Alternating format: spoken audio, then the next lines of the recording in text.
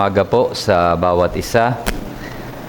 At makibukas po kayo sa akin sa atin pong teksto para sa umagang ito in Acts chapter 17. Tayo po ay nandito na sa kabanatang ito sa atin pong pag-aaral sa serye natin sa mga gawa.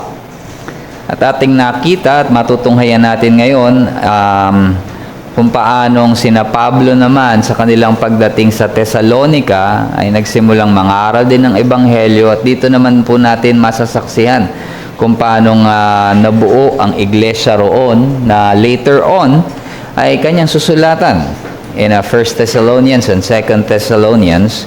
So after being chased out sa Philippi, ngayon naman po ay titignan natin ang mga pangyayari sa lugar na ito in Acts chapter 17 verses 1 to 9. Babasahin ko po sa inyong pandinig. Ganito po ang sinasabi.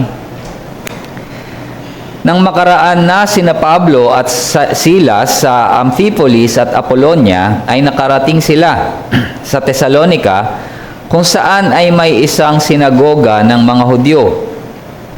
At si Pablo ay pumasok ayon sa kanyang kaugalian, at sa loob ng 3 Sabat ay nangatwiran sa kanila mula sa mga kasulatan na ipinapaliwanag at pinatutunayan na kailangang magdusa ang Kristo at muling mabuhay mula sa mga patay. At sinasabi, itong si Jesus na aking ipinapangaral sa inyo ay siyang Kristo. Nahikayat ang ilan sa kanila at sumama kina Pablo at kay Silas, gayon din ang napakaraming mga Griyegong masisipag sa kabanalan at hindi kakaunting mga pangunahing babae. Subalit dahil sa inggit, ang mga Hudyo ay nagsama ng ilang masasamang tao mula sa pamilihan, at nang makapagtipon sila ng maraming tao, ay ginulo nila ang lungsod.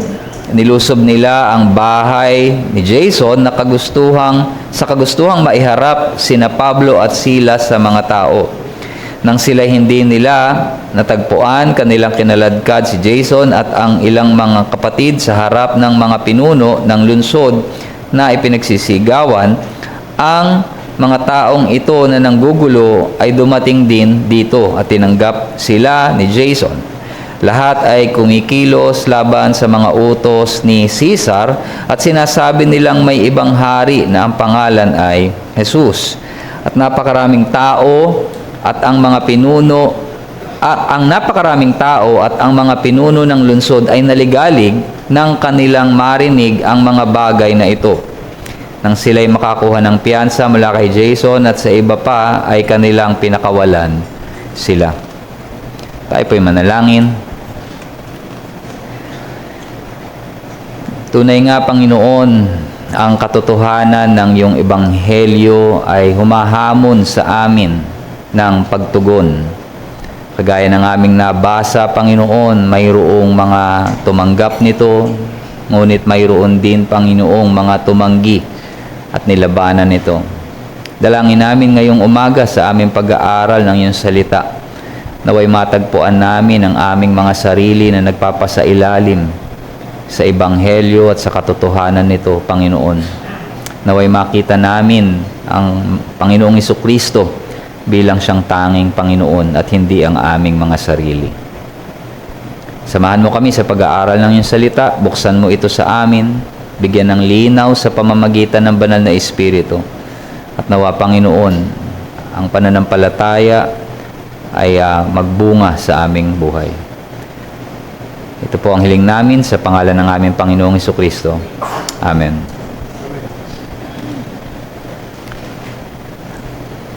There is a misconception na kapag sinabing pananampalataya, it's faith versus reason. Para ikaw ay manampalataya, kailangan mong baliwalain ang pag-unawa, pag-intindi, at dapat ka lamang basta maniwala. At marami ang ganito ang pagtingin sa pananampalataya. Kaya nga iniisip ng ilan, religion is against science. Dahil akala nila, kapag ikaw ay nanampalataya, itatapon mo ang lahat ng mga facts and everything and pangahawakan mo lamang yung belief. But that is not the Christian faith. Dahil kagaya nga ng ating mga pag-aaral ng ilang mga lessons, nakita natin that Christian faith is a testimony of historical events. It is something that happened at ito ay pinatutunayan sa atin ng kasulatan. Christianity is the only religion, as we have seen, that is based on historical evidences. And so, when we have faith, ito ay nakaangkla sa mga bagay na may katotohanan ayon sa kasaysayan. Hindi lamang ito gawa-gawang kwento o isang uri ng filosofiya. And so, may mga pagkakataon that the Christian message, ito ay tinatanggihan dahil hindi ito naipaliwanag or dahil hindi ito napag-aralan. Isang example niyan, maybe, is familiar kayo kay Lee Strobel. Itong si Lee Strobel ay sumulat ng libro, The Case for Christ, and isa siyang journalist, investigative journalist, and editor ng Chicago Tribune. And maybe you all know na siya ay isang committed atheist. Pero dahil naging Kristiyano ang kanyang asawa, ang ginawa niya, kailangan niyang patunayan, ikumbinsihin yung asawa niya dito patungkol sa Christianity na kanyang in-embrace, and because of his atheism, kailangan niyang i-prove that's fallacy. Pero ang ginawa niya, hindi niya basta dinismiss, in-approach niya ang Christianity kung paano niyang i-approach yung any investigative cases. At pinag-aralan niya in careful research, nag-interview siya ng mga tao, nag-evaluate siya ng historical evidences, kasi yun yung ginagawa niya as a journalist. At ang kanyang binigyan ng focus was the resurrection of Christ. But as he was doing his interview sa mga scholars, pinag-aaralan niya and ina-examine niya yung mga historical claims ng Christianity, unti-unti siyang kino-confront ng evidences, the strength of evidences ng resurrection. So later on, sabi niya nga, ay mas kakailanganin niya ng pananampalataya for his atheism in comparison sa evidence, sa historical evidence na meron sa Christianity. And so, makikita natin dito, minsan, the issue, however, is not about learning. Ang tanong lang din natin dito is kapag naunawaan natin, nakita natin ang mga katotohanan na ito, the question will also shift to the response to that information. So, hindi sapat na naunawaan lang. Ang tanong dito, kung naintindihan mo ang mga katotohanan na ito, ang ebanghelyo, the next thing to know, anong gagawin mo? If this is true, kung ang ebanghelyo ay totoo, anong gagawin mo? What would be your response? Yung information demands a response. Hindi pwede, naniniwala ako dyan, totoo naman yan. So, there should be a response to that someone, and that illustrates an important truth to us. Na hindi lamang dapat napapakinggan ng ebanghelyo, but it demands a response. So, when we come to Acts 17, nakikita natin ito. And so the message natin for this morning, the gospel proclamation convinces the mind and confronts the heart to bow down to Christ. The gospel proclamation convinces the mind and confronts the heart to bow down to Christ. So makikita po natin, as we have said, nakita natin na after Philippi at sila ay umalis, sina Pablo, dumiretso sila sa Thessalonica. So at least they passed through Amphipolis and Apollonia, pero makikita natin, dinaanan lamang nila to at sila ay tumigil sa Thessalonica. At unlike Philippi, nakita natin, di ba, nung pinag-aaralan natin, walang synagogue. Kaya nandun lang sila sa riverside. But here, ay mayroong synagogue, meaning may mga certain number ng mga Hudyo na namumuhay dito sa Thessalonica. At ang sabi dyan, sa verse 2, and Paul went in. So nagpunta siya sa synagogue as was his custom, and on 3 Sabbath days, he reasoned with them from the scriptures. So pumunta si Pablo dito, at ang sabi dyan, as was his custom. Ito yung kanyang nakaugalian. Pag pumupunta siya sa isang lugar, ang kanyang kumbaga parang game plan was go to the Jews first and then to the Gentiles. At ang sabi dyan, on 3 Sabbath days, he reasoned with them from the scripture. Now, sa ating teksto, ang sabi dito ay 3 Sabbath. That means 3 Sabado. But it doesn't necessarily mean na 3 linggo lamang si Pablo dito.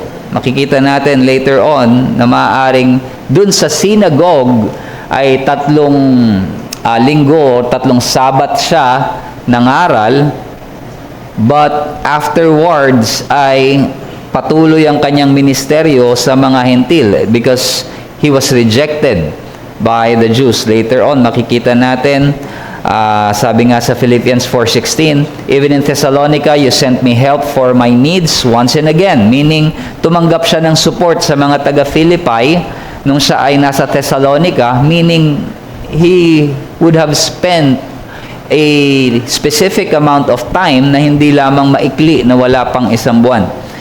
So, nangaral siya sa sinagoga at pinagpatuloy niya ang kanyang ministeryo among the God-fearing Gentiles.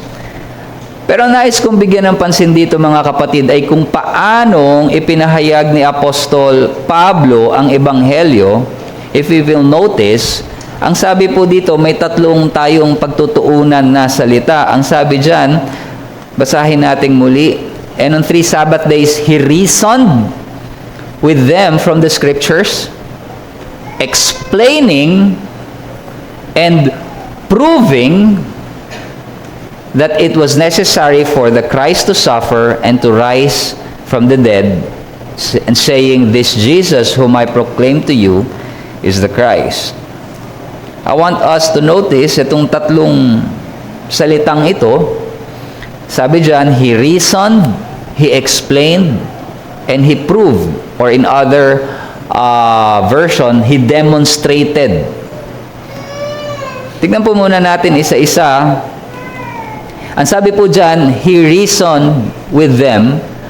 Now, one common assumption sa atin pagdating sa gospel proclamation, at least as far as I remember from where I came from, is at least kailangan you get the verses right. As long as you share it, basta nasabi mo itong mga share mo itong mga verse na to, John 3:16, nabasa mo sa kanila, naparinig mo sa kanila, at naipanalangin mo sa kanila, bahala na ang banal na Espiritong kumilos. Well, there is truth na kailangan nating ilagay ang confidence natin sa pagkilos ng banal na Espiritu sa puso ng mga tao kung saan dinadala natin sa kanila ang Ebanghelyo. But in Acts 17, pinapakita sa atin din ang katotohanan that this does not cancel out careful, thoughtful proclamation of the gospel. Kailangan ay mayroon ding malinaw na pagpapaliwanag o pangangaral ng Ebanghelyo. He reasoned with them from the Scripture.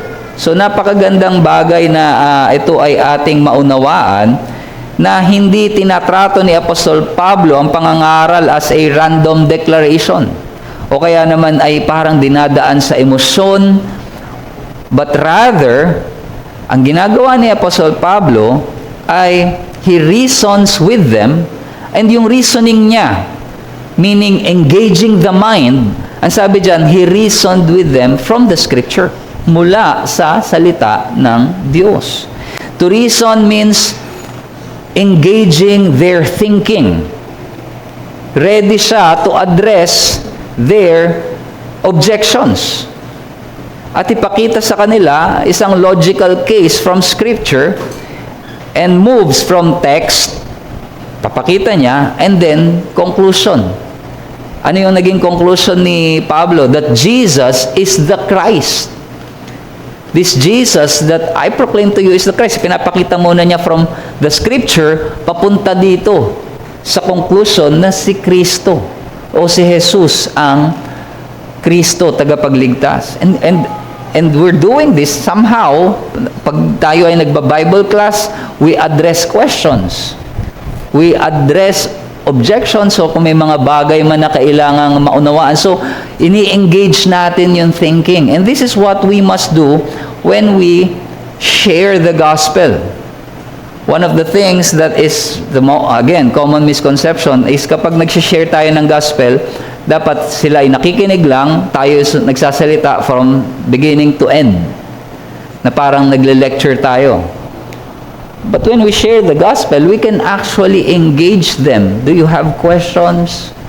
Pwedeng ikaw mismo magtanong and engage their thinking, and then ipakita natin ang katotohanan mula sa Scripture. And that's something to help them understand. Dahil mahalaga na maunawaan nila kung ano yung ating mensahe. Why? Because in Matthew 13 verse 19, anong sabi dun sa parable of the sower? Nung ipinaliwanag ng Panginoong Jesucristo ang ibig sabihin ng parable of the sower dun sa mga binhi na nahasik dun sa daan. Sabi, when anyone hears the word of the kingdom and does not understand it, the evil one comes and snatches away what has been sown in his heart. This is what was sown along the path. Ito daw yung mga binhi na nahasik dun sa tabi ng daan. Kapag hindi nila ito naunawaan, parang may mga ibon na tinutuka ito at nawawala. Hindi magbubunga, hindi matatanim. So, brothers and sisters, it must not be the case na may mga tao na tatanggihan ng ebanghelyo or babaliwalain nila ang ebanghelyo dahil lamang sa ito ay hindi maliwanag na ibahagi sa kanila. Rather, it should be intentionally na maiparating sa kanila with clarity. At para mangyari yon, there must be intentional communication. And that's reasoning and explaining. There must be explaining, pagpapaliwanag, making the truth understandable. Minsan we are very much used dun sa mga terminologies natin na para sa atin very normal na at times. Paano kung mayroong unbeliever na talagang foreign sa kanya yung mga concept na to, and you are speaking the truth, pero maaaring hindi niya naintindihan. Manampalataya ka kay Kristo, ma-justify ka. Paano yun? Kung hindi niya naman nauunawaan yung meaning ng justification o ituring na matuwid sa harapan ng Diyos. Ito ay hindi pamilyar na salita sa kanya. So mahalaga yung pagpapaliwanag, at ito yung ginamit ni Apostol Pablo. He opens to them the meaning of Scripture. Pinaliwanag niya ito. So ang ebanghelyo, maaaring ibinabahagi natin ng buong katotohanan, ngunit pwedeng hindi ito maging malinaw sa nakikinig dahil para sa kanila yung mga salitang naririnig nila ay hindi naman nila nauunawaan. Yung mga termino na kanilang napapakinggan ay hindi nila ganun naiintindihan o walang koneksyon sa kanila, sa kanilang buhay. So kailangan maipakita natin yung connection na ito. And we see that in our text that Paul labors para ito ay maunawaan nila. The fact na nagpabalik-balik si Pablo sa sinagoga para ipaliwanag ito sa kanila. yung kanyang gospel presentation, hindi parang, oh, may gospel presentation ako, one time lang to, pakinggan ninyo, and that's it, nakapag-gospel. No, bumabalik siya, and he was reasoning with them. Until to that certain point na inayawan siya ng mga Hudyo. But until they are willing to listen, Paul is going back dito sa synagogue and reasoning and explaining to them what the Scripture, the truth is, sa kanilang kalagitnaan. So, practically, ang gospel proclamation is not complete until yung meaning nito, yung katotohanan na ito, is accessible. Meaning, sa nakikinig ay nasusundan yung argumento. And nakita nila yung koneksyon sa Panginoong Jesucristo. And lastly, Paul demonstrated or proved, merong proving na hindi lang siya basta nag-assert na ito yung totoo. Ipinakita niya ito from Scripture. And this shows that Christianity is not blind acceptance. Hindi ito parang bulag na pagsunod or emotional persuasion. Ito ay nakaugat sa kapahayagan ng salita ng Diyos. And so we must remember that the Spirit, yung pagkilos ng banal na Espiritu, it bears witness to the truth. So ano ba yung katotohanan? Ang katotohanan ay salita ng Diyos, kaya kailangang malinaw natin itong naipapahayag sa kanila at naipapaliwanag sa kanila so that pag pinakita natin ito from Scripture, the Spirit can bear witness to the truth. And so we show them and demonstrate the truth of Scripture. At ito ay nagawa ni Pablo demonstrating from the Old Testament. Kasi alam natin, yung scholarship ni Pablo before as a Pharisee, he was one of the best students ni Gamaliel, napag-aralan natin yan. And so, ibig sabihin, alam niya yung Old Testament, alam niya yung mga prophecies na tumuturo sa Panginoong Jesucristo, and naipakita niya sa kasulatan the necessity na kailangang mag-suffer ng Messiah as part of the prophecy. Actually, sinundan lang niya yung example ng Panginoong Jesucristo. In Luke 24:25 to 27, ang Panginoong Hesus mismo ang may sabi sa mga alagad niya, O foolish ones and slow of heart to believe all that the prophets have spoken, meaning the Old Testament. Was it not necessary that the Christ should suffer?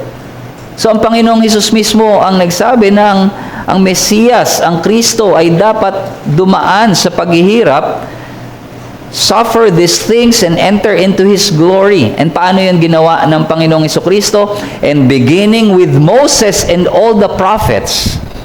Now, Moses and all the prophets were a reference to the Old Testament.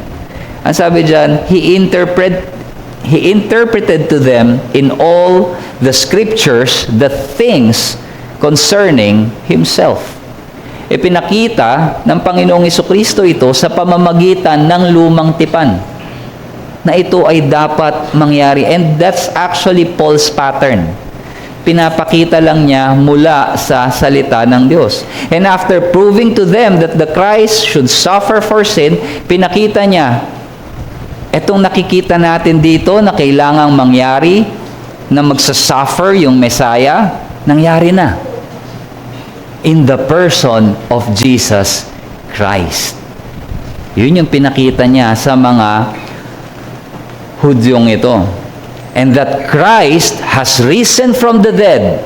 At sabi ni Pablo, this Jesus whom I proclaim to you is the Christ. And so, we see here the point that we must proclaim the gospel in a way that both engages mind and reason. Kailangan nating ipangaral ang ebanghelyo that engages the mind, engages reason, clearly explaining and demonstrating from Scripture. And what is it that we are going to demonstrate? That Jesus is the Savior they need.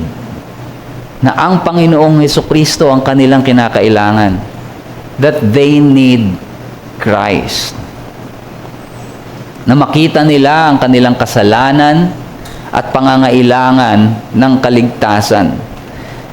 But if we are going to do that, isang implication nito, mga kapatid, as an application, is that we ourselves must be equipped to reason, explain, and demonstrate the gospel from the scriptures. Kailangan tayo rin mismo ay kaya nating mag-engage sa kanila, mga tuwiran sa kanila, ipaliwanag sa kanila, and demonstrate the gospel sa kasulatan. Huwag tayong makontento sa mababaw na pagkaunawa sa Ebanghelyo. Bigay natin ang ating mga sarili in knowing the Scriptures. If tayo mismo ay nakakaramdam na parang hindi ko, minsan ito yung nagiging challenge ng iba, na parang hindi ko pa ma-share yung gospel kasi parang hindi pa ako ready, baka may magtanong. Well then, brother, sister, kung iyan yung iyong nagiging weakness, that means may kailangan kang gawin. That means you need to equip yourself. Find a mentor or an older or mature brother in Christ, sister in Christ, a church. Look around you and ask them to help you. That's the purpose nitong ating community as a church. That we can disciple one another. And as we do that, we learn to reason with Scripture.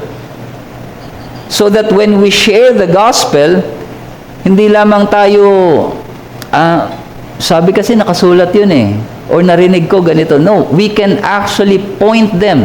Actually, that's the strongest na kapag ka tayo ay nangangaral, yung sa kanila mo mismo ipapabasa. Yung hindi ka magpapaliwanag na parang, paano pag ganito? Eto, basahin mo.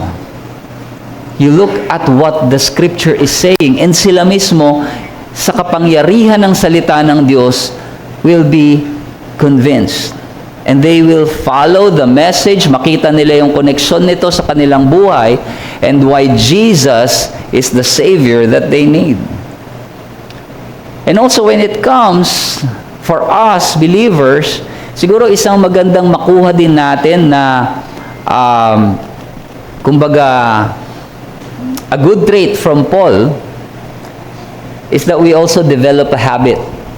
Ang sabi dito, dun sa synagogue, sabi, as was his custom. Nakaugalian ni Pablo. Meaning, si Pablo, nung siya'y pumasok sa sinagoga and he reasoned from Scripture, meron siyang game plan. Meron siyang nakaugalian. Hindi niya tinatrato ang sharing the gospel as an occasional or accidental. Well, praise God for those providences na nangyayari na minsan bigla tayong may nakakasakay, nakakausap, nagkakaroon ng pagkakataon and opportunities to share the gospel na hindi natin ina-expect.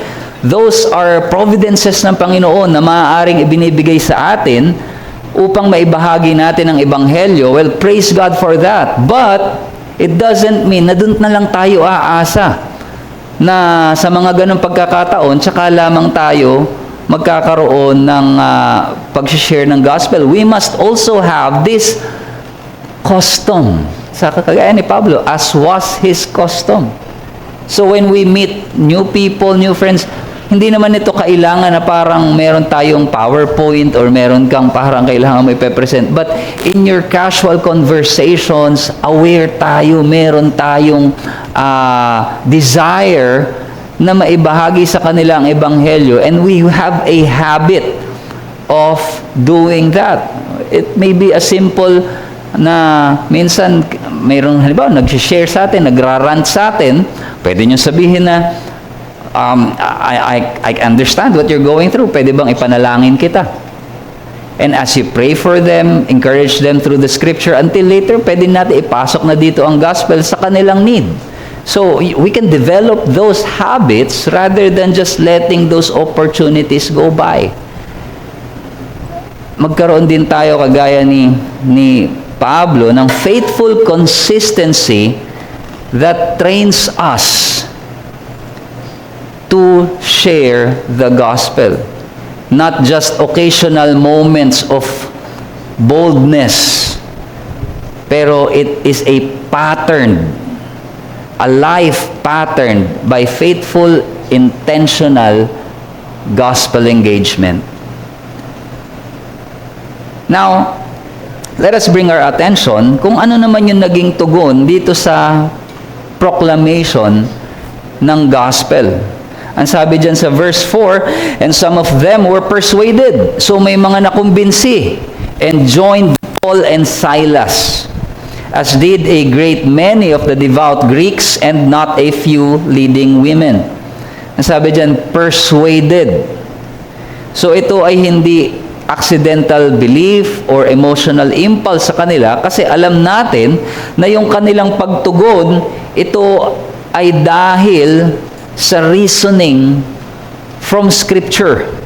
They understood the message, they recognized the truth, and praise God, nabuksan ang kanilang isipan dito sa pagkilos ng banal na Espiritu. Kagaya ng ating nakita, alam natin na ang banal na Espiritu ang nagbubukas ng kanilang mga puso at nandoon ang malinaw na pangangaral ng Ebanghelyo. So while we externally preach the gospel, the Spirit inwardly also works in the person. At nakita natin, the people were persuaded.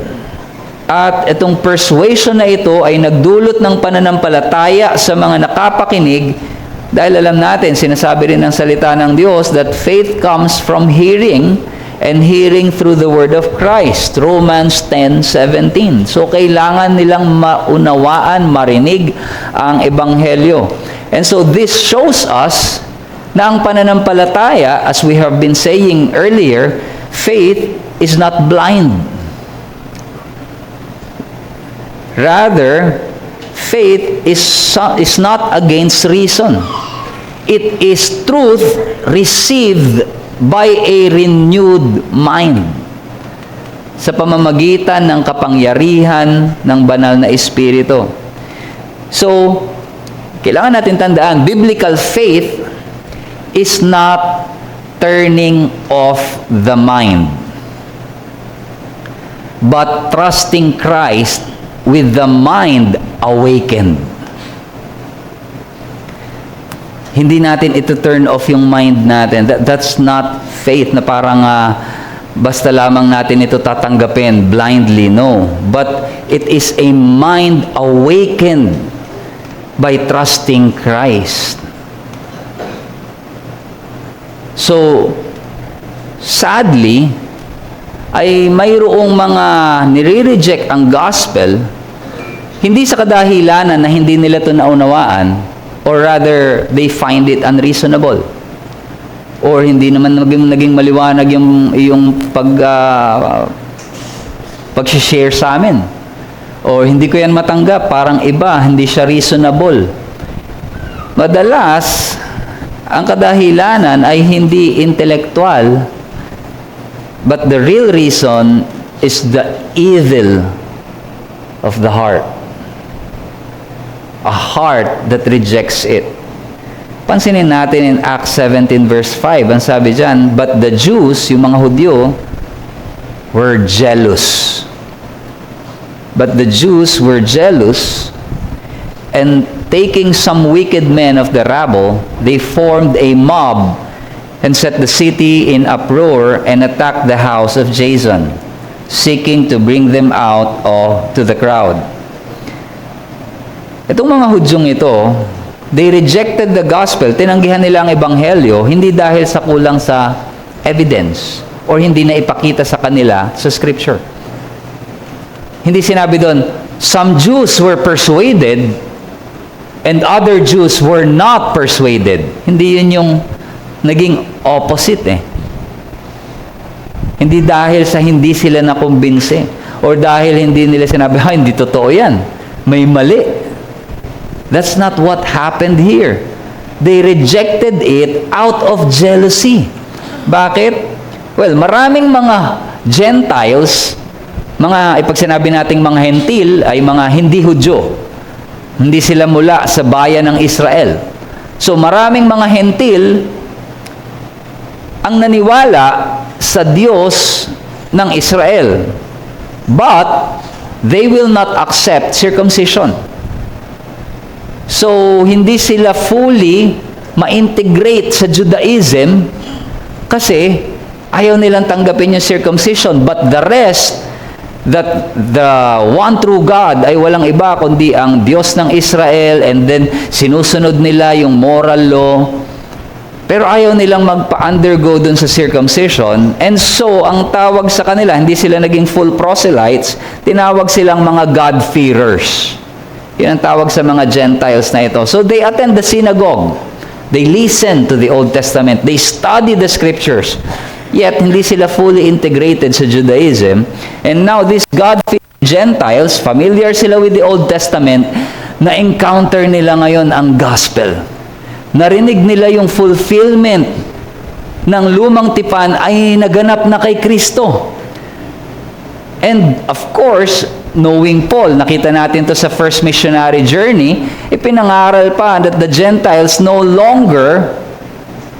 they are no longer in requirement na magpa-undergo sa circumcision. So they have now the freedom. Naintindihan nila na ang kaligtasan, the way to salvation is by faith. So may rami dito ang mga hentil na nanampalataya. Kagaya ng nakita natin dito sa ating teksto, maraming mga Gentiles ang nanampalataya dito sa Ebanghelyo. Now, notice na yung sinulat ni Lucas, hindi dahil nag-counter argument yung mga Hudyo.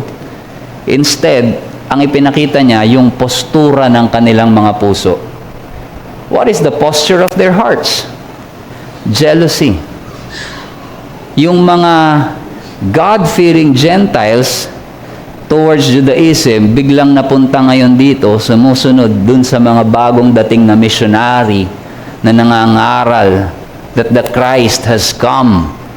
And they all joined Paul and Silas. And maybe most of the Gentiles in the cities, ako nila, ang sabi doon, not even a few, ang sabi dyan is mga leading women. So maaaring ito ay mga asawa ng mga opisyales, or even they themselves, itong mga women na to, are occupying high positions dito sa Thessalonica. So ganun na lang yung kanilang jealousy, dahil maaaring ang pakiramdam nila, they are losing influence. So ito yung naging problema nila. You see, they were jealous, they're losing influence among the Gentiles, so they refuse to accept yung pagkilos ng Diyos sa kanilang kalagitnaan. And so rejection of the gospel, kagaya ng makikita natin dito, is not simply intellectual. It is a moral and spiritual resistance. The problem is mostly in the heart. Hindi dahil sa hindi nila ito nauunawaan, kundi mayroong tinatamaan na idol sa kanilang puso. Mayroong greed sa kanilang heart. And sometimes this is the problem when we share the gospel. When you share the gospel, most of the time, ang mga tumatangging ito, nauunawaan nila what the gospel demands. And that demands that they surrender their idols in their lives. At kung hindi ito, kung wala ang kilos ng banal na Espiritu sa kanila, tatanggihan nila yan. They will not give up their idols. And so they will make up anything just to resist it. I don't believe that. Ano yan, ganito. Sabi sa ganon. But the real problem is not intellectual, but the heart. It is the heart. And so, anong ginawa nila? Itong jealousy na to ay nagdulot ng violence. They persecuted the messengers of the gospel. They rejected the gospel hindi dahil sa ito ay unclear, but rather they don't want it. And so, taking some of the wicked men of the rabble, they formed a mob and set the city in uproar, and attacked the house of Jason, and seeking to bring them out to the crowd. So, ang ginawa nila, kumuha sila dun sa marketplace, siguro parang marami dun mga iba't ibang mga klase ng tao, so hinanap nila yung mga willing gumawa ng kaguluhan, binayaran nila ito, gumawa sila ng mob ng maraming tao, kumbaga parang gumawa sila ng riot, they set the city in uproar, at ang kanilang ginawang dahilan ay dahil mayroong mga nangangaral. Etong sina Paul and Silas, sedition, in a sense parang sinasabi nila na nagre-rebelde kay Caesar, against the decrees of Caesar, saying there is another king, Jesus. At sabi, these men who have turned the world upside down have come here also. And itong si Jason probably is a Jew, isang Hudyo na nananampalataya, at maaaring ito yung nagho-host kina Pablo dito. And even though makikita natin sila yung gumawa ng kaguluhan, kanilang ibinigay o inakusahan itong sina Paul and Silas na silang mga nanggugulo. But they failed to capture Paul and Silas, so ang dinala nila itong si Jason, yung host, at taga doon mismo sa Thessalonica. But because the case will not stand, ang sabi dyan, they accepted money as security, a bond, to make sure na magkakaroon ng kapayapaan. Ito'y parang kasunduan, nagbigay ng financial security para kasiguraduhan na itong sina Paul and Silas, dahil nga si Jason yung host, ay aalis na ng Thessalonica. If they remain, itong si Jason ay makukulong, and yung kanyang binigay na salapi ay mawawala. So, yun yung parang deal dito. So, that's why it's called yung money as security. Which is why Paul and Silas needs to leave the city. And kaya mababasa natin dito, and when they had taken money as security from Jason and the rest, they let them go. Pinalaya na sina Jason. Kaya kinakailangan na later on nina Paul and Silas, in the following verse, na sila ay umalis. Kaya later on sa sulat ni Pablo sa 1 Thessalonians 2:18, maaring ito ang kadahilanan na sinabi niya that he wants to come to them. Sabi niya, because we wanted to come to you, I, Paul, again and again. Gusto niya bumalik sa Thessalonica, pero ano sabi niya? But Satan hindered us. And maybe this is the reason why. Probably because pag pumunta siya doon, etong isang yung naging host nila, si Jason, will be imprisoned. But anyway, as we have seen, makikita natin dito that people reject the gospel because of their hearts. Their hearts that rejects it because of their sin. So, as an application for us, let us examine our heart's response to the truth of the gospel. Paano tumutugon ang ating puso sa Ebanghelyo? Do you resist God's Word dahil ito ay hindi mo nauunawaan? Hindi ka ba talaga nakukumbinsi? Hindi ba ito napapaliwanag? Meron ka bang mga katanungan na patingin mo ay hindi nasasagot? Or simply because you don't want it? You reject it because there is something in your heart, a subtle form of resistance, kagaya ng pride, jealousy, or love of control. Ipanalangin mo sa Diyos to give you understanding, but not only that, also a willing heart that receives Him. And come to Christ. Lumapit ka kay Kristo with both mind and heart. Huwag mong hintayin na lalapit ako kay Kristo, lalapit ako, mananampalataya ako pag naiintindihan ko na perfectly yung mga bagay na yan. No. Do not reject Him simply because may mga gusto mo ng perfect understanding. As long as you understand the gospel, naintindihan mo ang ginawa ng Panginoong Jesucristo, baka yung reasoning na yan is because not really intellectual, but a resistant heart. The gospel has been clearly revealed. Malinaw na ang Panginoong Jesucristo, He suffered, He died, He rose again for sinners. Tinatawagan kang tumugon. So come to Him, not with a closed mind or a hardened heart, but with the mind looking at this truth and your heart trusting Christ as the Savior you personally need. Nakakalungkot na maraming mga examples of Christians today, at least, one example is Joshua Harris, and narinig nyo na to maybe one time, that he rose to prominence noong 1990. Sumulat siya ng maraming mga libro. I've read his book. One of his yung book na naging favorite ko is Dug Down Deep. Dug Down Deep. Ginamit niya yung allegory nung alam niyo yung yung nagtayo ng bahay, yung parable of nung dalawa nagtayo ng bahay. Yung isa nagtayo sa buhanginan. But the other one, he laid a foundation, and sabi doon, he dug down deep.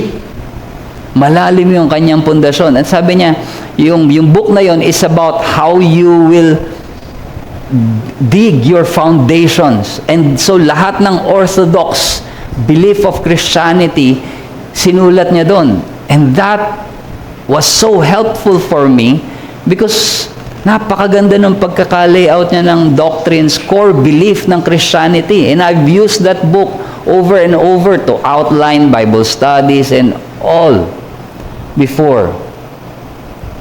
And actually, I would recommend it if you're going to read it. Maganda yung book na yun, I would say. But, years later, he announced that he no longer considered himself a Christian. Hindi na siya Kristiyano. He confessed na naiintindihan niya itong mga doktrinang ito, but now he's no longer a Christian. So, he rejected Christianity after so long, naging pastor. And so his story reveals na possible to grasp the gospel with the mind and even proclaim it with eloquence, na ang galing ng pagkakapaliwanag, and yet never truly surrendered the heart. He did not dug down deep enough para yung mga bagay, yung katotohanan na tinanggap ng isip niya ay umabot sa puso. He did not dig deep enough to reach it dun sa kanyang heart. That is a sad thing. So I hope, brothers and sisters, we find the gospel reasonable. Makita natin ito sa scriptures. But may it dig deep enough all the way to our hearts and embrace those truths. And let us not resist the truth we know and embrace the Christ of the Scriptures. Because the gospel, or the faith that we hold, is reasonable. Hindi ito bulag. Ito ay isang bagay na maaari nating pagtiwalaan at ilagak ang ating pag-asa. Tayo po'y manalangin.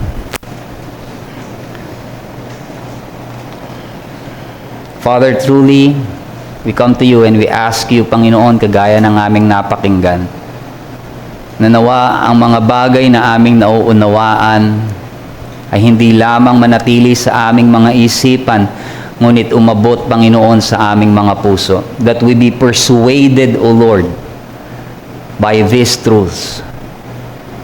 As we reason with you, O Lord, from the Scriptures, as it is being explained to us and demonstrated to us, nawa, Panginoon, ito ay patuloy na magbigay ng pananampalataya sa amin, magpatibay, Panginoon, ng aming pagsampalataya sa iyo.